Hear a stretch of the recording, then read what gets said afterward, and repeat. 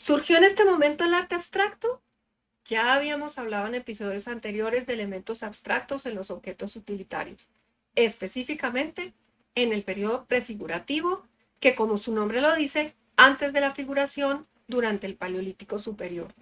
Eso tendría una intención decorativa. El arte abstracto va más allá y está ligado a un cambio mental que le permite al ser humano abstraer. Ya vimos en el episodio anterior, en Lepensky Beer, cómo creaban una forma para representar el río Danubio, por ejemplo, pero manteniendo una forma figurativa. El río como un personaje, Danubius. Plasmar lo que no se puede ver o abstraer el entorno y crear imágenes sin ningún referente figurativo, eso es arte abstracto. Y para entender el contexto que permite crearlo, nos tenemos que desplazar en el espacio y el tiempo a la famosa revolución neolítica. ¿Una revolución en la prehistoria? ¿Qué pasó en ese momento para que hablemos de una revolución? ¿Y eso qué tiene que ver con el arte? Pues acompáñenme a descubrirlo e iniciemos viaje.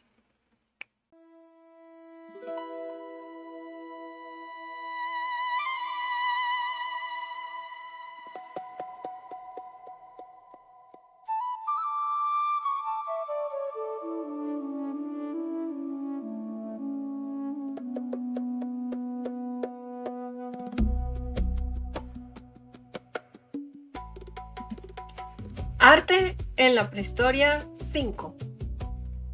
La revolución neolítica.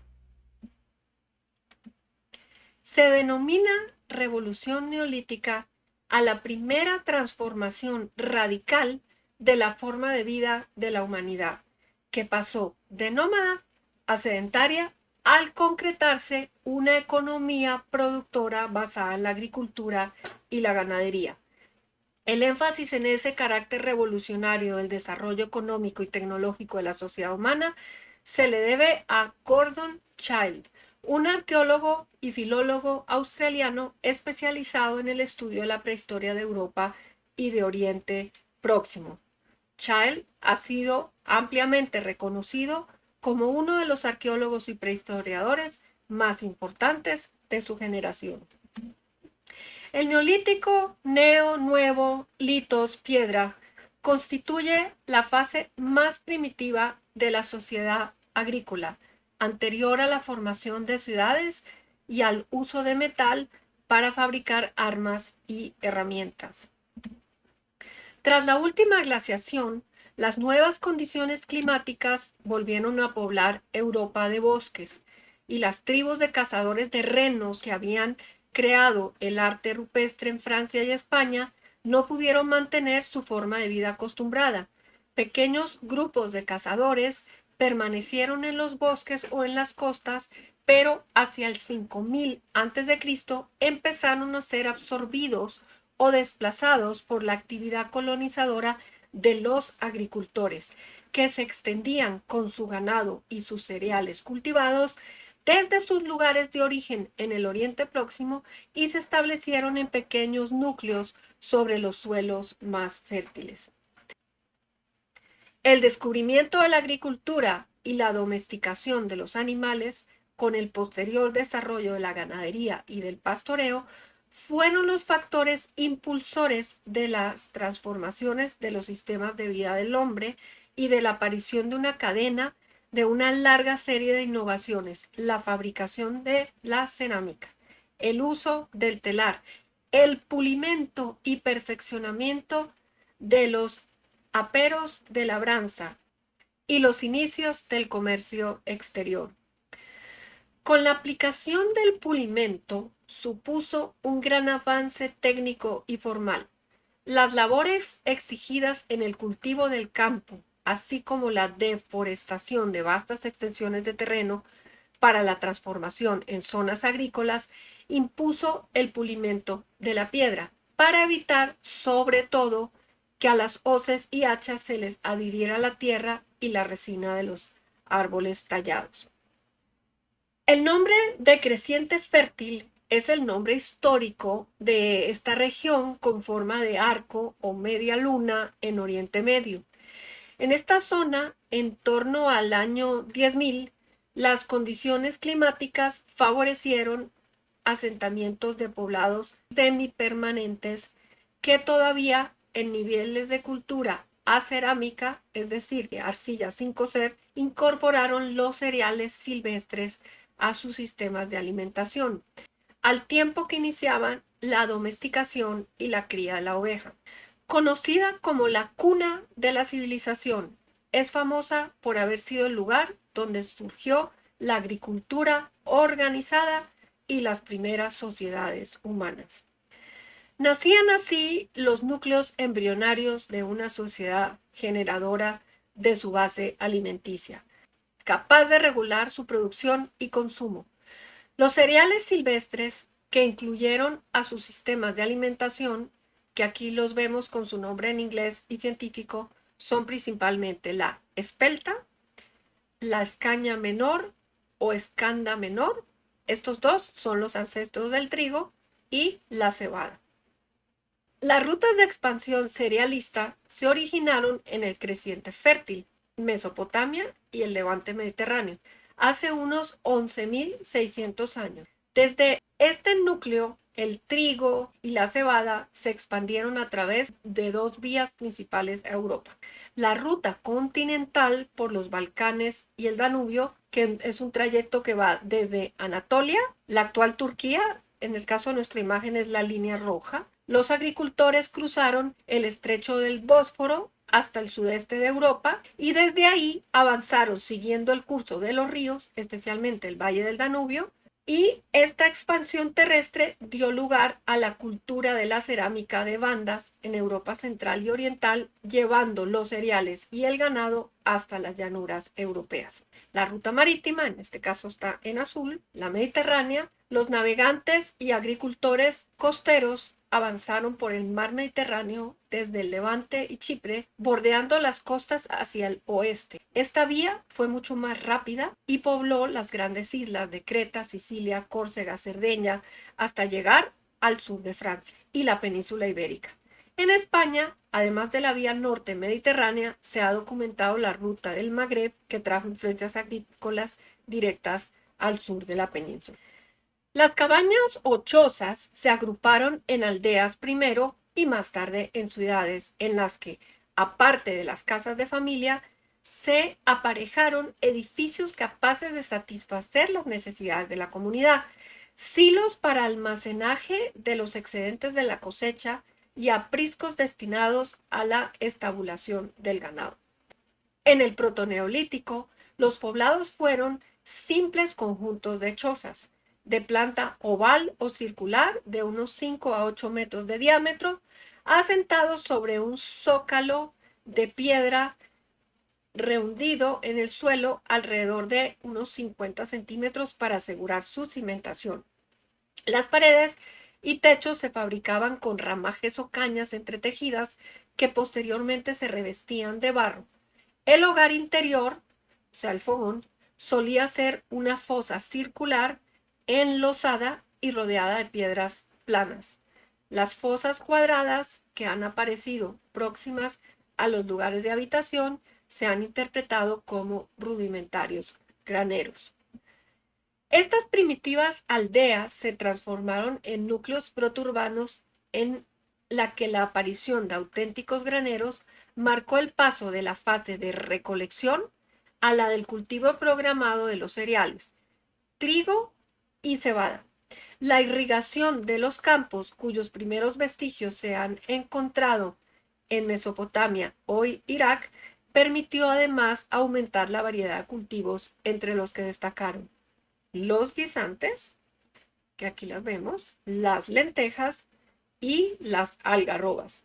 Poco a poco, los alimentos a su alcance fueron aumentando. Pensemos por un momento todo lo que significa sembrar. Aparte del cambio de dieta y la evolución de las herramientas, es toda una revolución mental. La observación del crecimiento de la planta encendió la chispa del pensamiento abstracto y que plasmarían principalmente en la cerámica. Vamos a ver el proceso de la fotografía, entre comillas, a la codificación. En el Paleolítico, el humano cazador dependía de la observación y directa de la naturaleza. Veía un mamut, memorizaba su forma y lo pintaba. Era un arte directo. Con la agricultura, la relación con el entorno cambia radicalmente. Ya no solo observas lo que está ahí, sino lo que va a estar. Tienen que imaginar el futuro. Al sembrar una semilla, el humano neolítico realiza un proceso de abstracción brutal. Entiende que algo diminuto y seco contiene el potencial de una planta. Conecta causas y efectos separados por meses. Sembrar hoy, comer mañana. Empieza a esquematizar la realidad para controlarla. La agricultura obligó al ser humano a obsesionarse con el tiempo, las estaciones, los ciclos. El crecimiento de la planta no es lineal, es cíclico. Nace, crece, muere, arroja semillas y renace. Para representar estos conceptos abstractos, el tiempo, la fertilidad, el ciclo de la vida, el arte figurativo ya no le servía. No puedes pintar el tiempo dibujando un árbol real. Necesitas un símbolo. Y para ello van a utilizar el nuevo soporte que nace en este periodo, la cerámica. La necesidad de contener los alimentos, cocinarlos, almacenarlos y comerlos llevó a la cerámica, considerada como la más artesanal de todas las artes industriales, que tiene como soporte la humilde arcilla, que el hombre aprendió a modelar y a coser al fuego. Cuando superada su etapa nómada, se asentó junto a sus campos de cultivo y cambió sus hábitos de alimentación y culinarios. La arcilla se usaba ampliamente para hacer cerámica, hasta el punto de que los arqueólogos encuentran más cerámica en las ruinas de ciudades antiguas que cualquier otra forma de arte. Con anterioridad a la aparición de la cerámica, en los poblados protoneolíticos se utilizaron para la fabricación de recipientes las piedras, la madera y la cestería. En este caso, posiblemente cubiertas de barro o bitumen para conseguir la contención de líquidos. Aquí tenemos una encontrada en Egipto y la otra en el desierto de Judea. Ambas proceden de sitios extremadamente secos que permitieron conservarlas.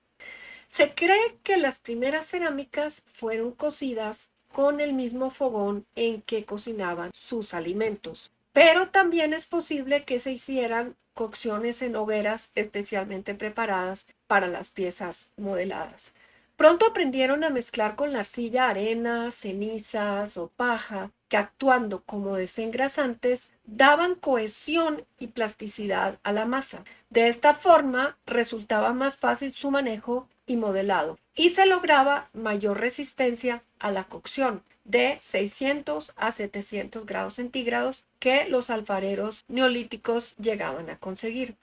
Los primeros ejemplares de formas muy sencillas, cuencos de boca ancha, fueron modelados a mano o por medio de moldes y cocidos al aire libre directamente sobre el hogar, lo que producía cerámicas rojas de pasta tosca y muy frágil. Los hornos primitivos fueron perfeccionándose. El control del fuego se hizo más preciso y pudieron aumentar la temperatura, aprendiendo a avivar el fuego con oxígeno, lo cual realizaban aventando aire hacia la hoguera. La cerámica nace ligada a necesidades de la agricultura, como almacenar el excedente del grano y también los líquidos. Es un lienzo nuevo, tridimensional, que permite plasmar el nuevo tipo de arte, esquemático y geométrico. Aquí vemos cómo están amasando un rollo de arcilla, lo van enrollando hasta crear el cuenco, lo alisan, ya le ponen, en este caso, las asas, que son los elementos utilitarios, la decoración cardinal, y este horno ya es más sofisticado porque el fuego no está directo sobre la cerámica, sino que está en un espacio aparte que le llega el calor de manera indirecta, lo que permite un mejor proceso de cocción. La cerámica cardinal es una cerámica que nace a orillas del Mediterráneo. En este caso es una pieza de Alicante en el Levante español. Se decoran utilizando este tipo de conchas en la arcilla todavía blanda y antes del proceso de cocción. Decorar una vasija con líneas repetitivas y abstractas no era simplemente un pasatiempo estético. Era una forma de domesticar el objeto, al igual que habían domesticado la planta y al animal. Al plasmar estos símbolos abstractos en los contenedores de comida, los neolíticos estaban haciendo una especie de magia simbólica, protegían el alimento mediante símbolos que honraban los procesos sagrados de la naturaleza, el sol, la lluvia, los ciclos. En resumen, la abstracción es, en esencia, la capacidad de sintetizar la complejidad del mundo visual en un código. Al observar el milagro invisible del crecimiento de las plantas, el ser humano entendió que la realidad tiene leyes ocultas. El arte abstracto de la cerámica fue su manera de decir: ya entendemos cómo funciona el universo y podemos resumirlo en estas líneas. El pulimento de las superficies externas primero y su decoración después, sobre todo con motivos de tipo geométrico, convirtieron a esta producción de tipo doméstico y funcional en un testimonio más de la inspiración artística del hombre. Hacia el menos 4000, en el suroeste de Francia, la cerámica cardinal fue sustituida por otra característica similar, pero con impresiones efectuadas con la uña o con un punzón. Nacía así la llamada cerámica incisa o punzonada, que más tarde se utilizó como base para la aplicación de una pasta blanca que rellenaba los dibujos incisos, generalmente geométricos, practicados en las paredes externas de las vasijas. Las líneas onduladas o zigzags representaban el agua, la lluvia y los ríos, el elemento vital que hace que la semilla despierte. En la Europa central o danubiana se extendió la cerámica de bandas, así llamada por su decoración encintada y realizada con trazos lineales como a punzón. 4 piezas de cerámica del Museo Arqueológico de Bruselas, donde la decoración geométrica ya no se organiza en bandas, sino que se aventura por los caminos de una creativa abstracción geométrica, de una gran riqueza formal y estilística. Ahora la espiral se convierte en el símbolo universal del crecimiento, el movimiento del sol y los ciclos de la vida y la regeneración, basado en cómo se desarrollan los brotes de las plantas y los helechos. Aquí vemos una espiral más clara. En el Neolítico Medio, en Dimini, Grecia, se impulsó una cerámica polícroma en la que predominaban los motivos ornamentales de tipo geométrico. Y los triángulos y rombos, muchas veces asociados a la fertilidad de la tierra, la diosa madre y los campos de cultivo divididos. El arte abstracto en el soporte cerámico también coexistió con figuras esquemáticas, como en el caso de este íbice de diseño estilizado. Un íbice es un tipo de cabra salvaje muy característico de Irán, que es de donde procede esta pieza. El íbice se alza de perfil en la parte superior de 6 bandas que rodean la parte más ancha de esta gran jarra y enfatizan su gran circunferencia. Las curvas de sus cuernos, muy agrandados, hacen el eco de la forma circular de la jarra, al igual que los espacios curvos de las patas del animal. El íbice posee una energía y animación, una sensación creada por las proyecciones afiladas de las orejas y la cola, el pelo con mechones en el hocico y los menudillos y la amplia curva de los cuernos. Líneas rectas que se alternan con patrones en zigzag enmarcan el espacio a cada lado del animal. La unidad de diseño de un íbice dentro de un marco geométrico se repite 2 veces más alrededor de la circunferencia de la jarra. El efecto artístico general es de movimiento y dinamismo. La forma ligeramente irregular de la vasija sugiere que fue construida a mano con rollos de arcilla o arrojada sobre una rueda lenta. En el Neolítico reciente hizo su aparición una cerámica negra pulida que alternó con otras de factura más tosca, destinadas al consumo doméstico. Vemos que esta está decorado con el estilo de bandas con incisiones y con aplicaciones de blanco. Otro ejemplo de cerámica negra. La aparición del torno a partir del tercer milenio antes de Cristo en el Oriente Próximo confirió a las cerámicas de esta zona una calidad y perfección que las culturas europeas tardaron en alcanzar. Bueno, aquí tenemos un ejemplo de neolítico en la cultura de Yangzhou, en este caso en China. Es importante tener en cuenta que estas civilizaciones alrededor del mundo tuvieron esta etapa neolítica en la que se sedentarizaron y al igual que las que acabamos de ver, por la necesidad de guardar sus alimentos, contenerlos y cocinarlos, van a desarrollar la cerámica. No hay un solo sitio que podamos decir aquí inventaron la cerámica. La cerámica es un proceso que surge de la misma naturaleza, del barro que está a su alrededor, que lo moldean, lo van a cocer y después lo van a decorar, y es algo que va a surgir de esta observación al mismo tiempo en las diferentes culturas. El culto a los muertos. Si la observación de la agricultura encendió la chispa del pensamiento abstracto para entender el mundo de los vivos, fue ese mismo pensamiento el que revolucionó la relación con los muertos. En el Paleolítico, el luto existía, pero el nomadismo hacía que los muertos se quedaran atrás. En el Neolítico, al volverse sedentarios, gracias a la agricultura, el ser humano se puede quedar a vivir en el mismo lugar y tiene que convivir con sus muertos. Y aquí es donde la abstracción y el culto a los antepasados se fusionan de tres formas asombrosas. La analogía de la semilla, morir para renacer. El entierro como siembra. Los muertos ya no se abandonan, se siembran, entre comillas, en la tierra o bajo el suelo de las propias casas. Es muy común encontrar enterramientos neolíticos donde el cuerpo está colocado en posición fetal. Esto requiere un alto nivel de pensamiento abstracto y simbólico. La tumba es el útero de la madre tierra y el muerto se coloca en posición de nacimiento esperando ese renacimiento a la próxima cosecha de la vida.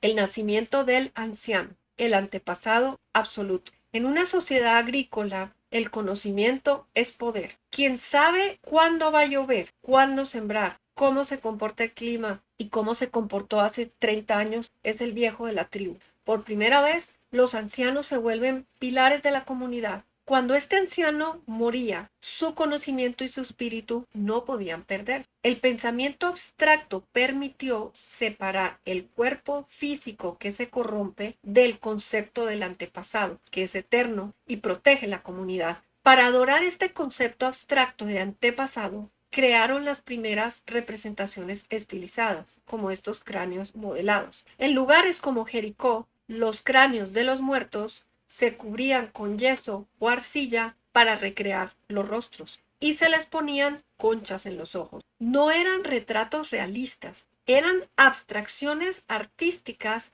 destinadas a mantener vivo el vínculo con el más allá. Cráneos modelados en yeso que conservan restos de pintura para simular piel e incluso se les colocaba cabello. Esta imagen computarizada muestra la estructura del cráneo por debajo del revestimiento del yeso. El cráneo presenta un agujero que fue hecho para rellenarlo con tierra y para que no se desmoronara por el peso del yeso. Y esto permitió que se pudiera reconstruir cada músculo y aplicar una capa fina de plastilina para recrear la correcta profundidad de la piel y el tejido y los músculos. Este rostro extraño y enigmático tiene unos 9.500 años de antigüedad y es el retrato más antiguo del Museo Británico de Londres. Las inquietudes de carácter funerario culminaron con la construcción de grandes moles pétreas conocidas con el nombre de megalitos. Mega, grande, litos, piedra. Un enorme bloque de piedra, sin una forma humana definida, completamente abstracto, pasaba a representar el espíritu eterno de los ancestros que reclamaban la propiedad de esa tierra cultivada. Grandes bloques de piedra escasamente devastados y denominados megalitos. Dol, mesa, men, piedra. El dolmen tiene forma de mesa. En este caso, está formado por 7 megalitos verticales que soportan un gran bloque megalítico superior horizontal. La disposición de los megalitos es de forma circular, con una distancia entre ellos que oscila entre los 20 y 39 centímetros, dejando una gran apertura entre dos megalitos de 81 centímetros que funciona como un acceso. El megalito superior, el que está de manera horizontal formando la mesa, está partido por la mitad con una cierta separación entre sus dos partes de unos 25 centímetros. Su longitud máxima es de 3 metros 16 centímetros y tiene una anchura de 2 metros 54 centímetros. La tradición dice que antiguamente era un lugar donde las brujas se reunían y hacían rituales mágicos. Para poder visualizar mejor su tamaño, puse esta foto donde en el fondo vemos unos turistas. Son los primeros monumentos funerarios de dimensiones colosales construidos por la mano del hombre. Es un fenómeno difundido prácticamente en el mundo entero, excepto en Australia. Los más antiguos son los del Cercano Oriente y se levantaron en el cuarto milenio antes de Cristo, al igual que los de la península ibérica. Todos estos son megalitos. Acabamos de ver el dolmen, que es el que tiene forma de mesa. El megalito más simple es el menhir, men, piedra, ir, larga. Es un monolito de gran tamaño en posición vertical. Este nombre proviene del bretón. Son rocas generalmente de granito o piedras locales de forma irregular colocadas verticalmente y que pueden variar los tamaños, pero incluso pueden llegar casi a los 10 metros de altura. Las agrupaciones de varios menhirs en hilera se denominan alineamientos. Su función ha sido muy controvertida. Se les ha asociado con cultos solares al comprobar que determinados alineamientos aparecen orientados hacia los equinoccios o solsticios. Solo en contadas ocasiones se han encontrado en su base huesos humanos y de forma tan esporádica y desigual que no permiten atribuirlas todas a carácter funerario. Cosa que pasa con los dolmens, que en muchos sí se encontraron restos funerarios y de varios familiares como especie de mausoleos. El alineamiento de Karnak es un conjunto de alineamientos megalíticos situados en Bretaña, Francia. Es el monumento prehistórico más extenso del mundo y fue erigido durante el Neolítico en algún momento entre el quinto y el tercer milenio antes de Cristo. Dentro de ese alineamiento está el conjunto de Menek, que está conformado por 1099 menhirs dispuestos en 11 hileras de 100 metros de ancho por 1,2 kilómetros de largo. Bueno, y pasamos a una agrupación de varios menhirs dispuestos en círculo, semicírculo o elipse, forman lo que se llama un cromlech. Crom, curva, lech, piedra. Un cromlech es una especie de gran recinto circular formado por la agrupación de menhires. Se piensa que estos monumentos eran santuarios donde se realizaban cultos al sol. Un ejemplo es el cromlech de Stonehenge en el sur de Inglaterra, que está orientado hacia el punto en el que el sol se levanta en el día que comienza el verano. Los cromlechs tuvieron una función de carácter religioso, cuyo último significado aún se nos escapa. El hecho de que generalmente presenten una entrada orientada hacia el sol naciente ha permitido suponer que fueran santuarios de carácter astral o incluso incipientes observatorios astronómicos desde los cuales sería posible la fijación del calendario y el seguimiento del rotar de las estaciones. Quien sabe cuándo va a llover, cuándo sembrar o cómo se comporta el clima es el pilar de la comunidad. Aquí tenemos otro cromlech en Portugal. Este es uno de los cromlech pirenaicos entre Andorra y el Golfo de Vizcaya, también con su agrupación de menhirs en forma de círculo. Si nos fijamos bien y acercamos la pieza más grande, le vemos un diseño tallado y recordamos que estábamos analizando cómo la abstracción y el culto a los antepasados se fusionaban en tres formas asombrosas. Recuerden, la analogía de la semilla, morir para renacer, el nacimiento del anciano y el antepasado absoluto, y ahora el arte abstracto como mapa del más allá. Diseños abstractos que no son decorativos, sino mapas espirituales o representaciones del viaje del alma. La espiral ya no representa el crecimiento de la planta, ahora representa el viaje de la vida, la muerte y el retorno. El pensamiento abstracto permitió al ser humano neolítico crear un puente visual entre el mundo visible, los cultivos, la arcilla, y el mundo invisible, los espíritus y el más allá. El ser humano construiría grandes túmulos funerarios como este de Newgrange, una de las estructuras megalíticas más famosas del mundo y una de las más antiguas localizada en Irlanda, de unos 5.000 años de antigüedad. No es una cueva, sino una estructura cerrada que con el tiempo había quedado sepultada por su propio peso. Los arqueólogos descubrieron que los orígenes de Newgrange se remontan hasta el año 3200 a.C., es decir, que es unos 500 años más antiguo que las grandes pirámides de Giza en Egipto y alrededor de 700 años más viejo que Stonehenge, el famoso círculo de piedras que se alza en la llanura de Salisbury en Inglaterra. Newgrange forma parte de uno de los complejos megalíticos más importantes de Europa, un gran cúmulo megalítico cubierto de hierba cuyo interior acoge varias tumbas, lo que los arqueólogos denominan una tumba de paso. Esta enorme construcción mide unos 90 metros de diámetro y más de 13 metros de altura. Los arqueólogos interpretan que estos diseños abstractos no eran decorativos, sino mapas espirituales o representaciones del viaje del alma. Por ejemplo, la espiral de la que ya hablamos, como el viaje de la vida, la muerte y el retorno. Los rombos asociados a la fertilidad de la tierra que le permiten renacer, como las plantas. Los investigadores piensan que en Newgrange debió de existir una comunidad estable que construyó estas enormes estructuras y que disponía de los recursos suficientes para dedicarse íntegramente a la construcción. Se necesitarían una amplia gama de recursos de apoyo, rodillos de madera para mover las enormes piedras, cuerdas para sujetarlas, barcos o madera para llevar las piedras desde su lugar de origen, que a menudo estaba muy lejos hasta el lugar de su construcción. Como las tumbas se construían a menudo en altura, muchas piedras grandes debían ser llevadas cuesta arriba, refieren los estudiosos. Conocida desde 1539, los terrenos cercanos a Newgrange fueron utilizados para las labores agrícolas por los monjes cistercienses de la abadía de Mellifont, cerca de Drogheda, a 14 kilómetros del actual yacimiento. Pero no sería explorado hasta el siglo XX, cuando un grupo de arqueólogos liderado por el profesor de arqueología de la Universidad de Cork, Michael O'Kelly, inició ahí en 1962 una excavación arqueológica que duró alrededor de 13 años.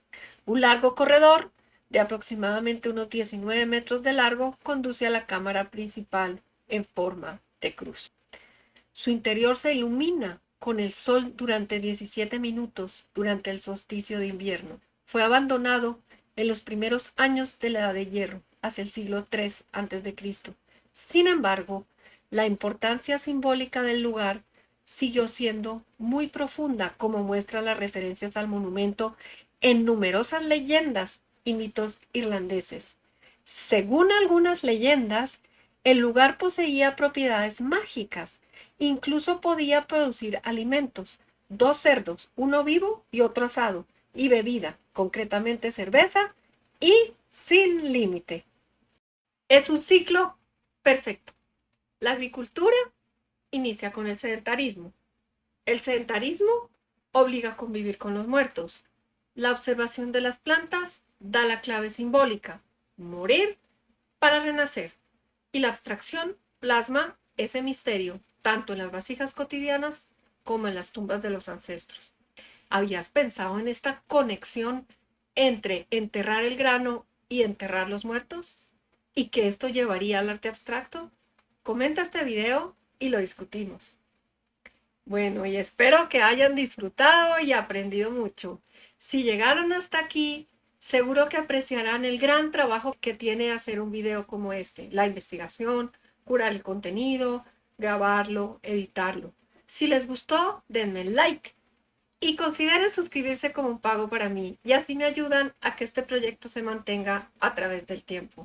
En el próximo viaje conoceremos las culturas neolíticas, su contexto y las bellas obras de arte que crearon. Esto con algunos saltos al futuro para ver cómo influyeron en el arte posterior. No hay que viajar solos. Inviten a más gente a quien le pueda interesar este contenido y compartan este video. Hasta pronto.